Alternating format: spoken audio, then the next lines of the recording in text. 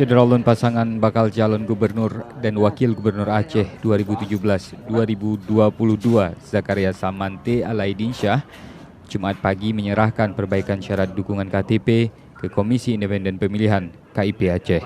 Pasangan dari jalur independen ini membawa 171.000 lebih KTP dukungan yang dibungkus dalam 82 kardus.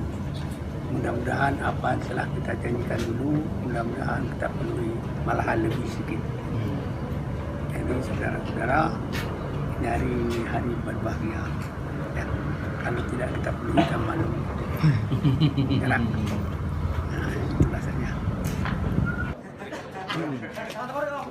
Sebelumnya Syederalun, Zakaria Samante Alaidinsyah dinyatakan kekurangan syarat dukungan KTP sekitar 79.000 lembar lebih.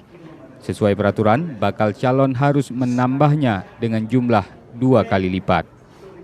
Dari Banda Aceh, Muhammad Ansar, Serambi On TV.